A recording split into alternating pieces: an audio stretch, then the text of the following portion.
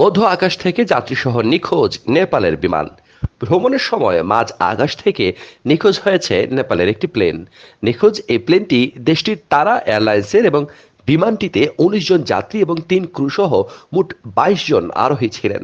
নেপালের অভ্যন্তরীণ রুটের এই ফ্লাইটটি পোখরা থেকে জনসমের দিকে যাচ্ছিল। তবে ভ্রমণের সময় মাঝ আকাশেই নিখোঁজ হয়ে গেছে বিমানটি। রোববার ২৯ মে এক প্রতিবেদনে এই তথ্য জানিয়েছে বার্তা সংস্থা রয়টার্স এবং ভারতীয় সংবাদ মাধ্যম টাইমস অব ইন্ডিয়া।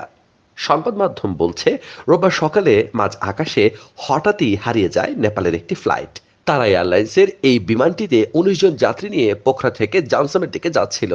কিন্তু বিমানবন্দর কর্তৃপক্ষ জানিয়েছে সকাল ৯টা ৫৫ মিনিটের দিকে হঠাৎই বিমানটির সঙ্গে সকল রকম যোগাযোগ বিচ্ছিন্ন হয়ে যায়।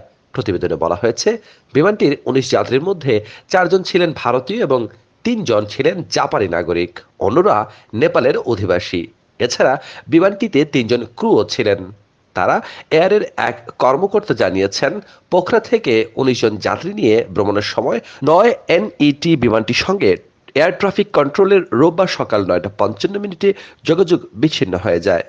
জনসমের জেলা প্রশাসক নেত্রপ্রসাদ শর্মা বলেছেন, বিমানটিতে মুস্তাং জেলার জনসমের আকাশে দেখা গিয়েছিল এবং তারপরে মাউন্ট ধৌলাগিরির দিকে বিমানটি ঘুরে যায়। এরপরে বিমানটির সঙ্গে সব যোগাযোগ বিচ্ছিন্ন হয়ে গেছে।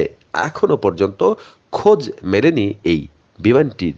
হঠাৎ কোথায় হারালো এমন একটা জলজান্ত বিমান।